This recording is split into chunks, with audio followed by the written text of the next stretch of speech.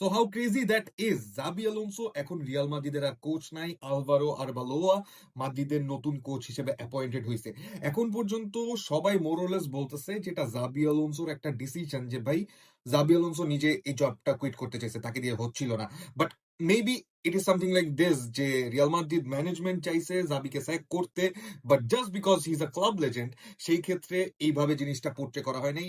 বলা হয়েছে যে জাবি হচ্ছে গিয়ে এই জব থেকে সরে দাঁড়াইতেছে। But in before anything and everything, come on, তুমি যদি জাবি আলোনসোর মতো একটা কোচকে নিজের ক্লাবের মধ্যে দেখতে চাও এবং নিয়ে আসো, you have to give him time. He is not someone যে কিনা অনেক বছর ধরে কোচিং করাইতেছে। He was a master midfielder, ভাই পাসিং খুব ভালো ছিল, he had a very good vision.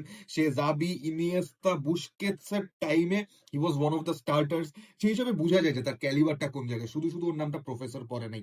এরপর যখন ও কোচিং স্টার্ট করছে, he did very good with Leverkusen. তার নিজের একটা থিওরি আছে। তো এরকম একটা কোচ যে কিনা সিস্টেম বিল্ড করে, সিস্টেম বিল্ড করতে জানে এবং পারে, তাকে যখন হচ্ছে গিয়ে টিমের মধ্যে নিয়ে আসা হয়, of course you have to give him time.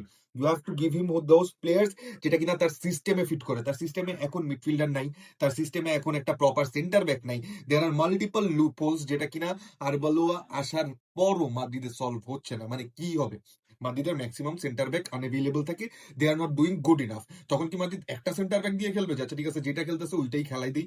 মানে does it work like that? No. তো সেই ক্ষেত্রে জাবি চলে যাওয়াতে আই ডোন্ট সি যে মাদ্রিদের কোনো একটা কিছু ভালো হচ্ছে। আলটিমেটলি জাবি যদি 3 সিজন থাকতো, তখন আমরা জাবির একটা সিস্টেম দেখতে পারতাম, আর একটা সামার পাইলে কিছু সাইনিং দেখতে পারতাম, কিছু প্লেয়ার চলে যেত, অনেক অ্যাক্টিভিটি হইতো।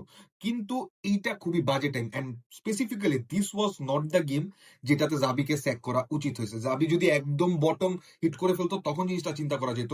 But this is still a game যেখানে আমরা দেখতে পারছি যে মাদ্রিদের প্লেয়ারদের মাঝখানে ফ্ল আছে, সিস্টেমের মাঝখানে ফ্ল আছে, ইনাফ পজিশনে হচ্ছে গিয়ে দরকারি প্লেয়ার নাই। তো সেই ক্ষেত্রে এটা একটা কি বলবো যে রিটেন জিনিস ছিল যে এই ম্যাচটা মাদ্রিদ বের করতে পারবে না। কিন্তু সেই জন্য জাবিকে স্যাক করা, it's not a good decision in my perspective. তোমাদের কি মনে হয় যে ভাই আহ, জাবি ইন ফিউচার কি করতেছে? জাবি অফকোর্স ফ্রম মাই পার্সপেক্টিভ জাবি ইজ ডুইং আ লট, অনেক ভালো করবে যেই টিমে যাবে না কেন। ও বছরের বছর বছর ধরে হচ্ছে গিয়ে ম্যান ম্যানেজমেন্টটা শিখে যাবে, এন্ড দ্যাটস ইট। একটা মাস্টার ট্যাকটিশিয়ান, ম্যান ম্যানেজ করতে পারতেছে। In the terms of 5 to 10 years is gonna be a banger coach, এটা লিখে রাখো।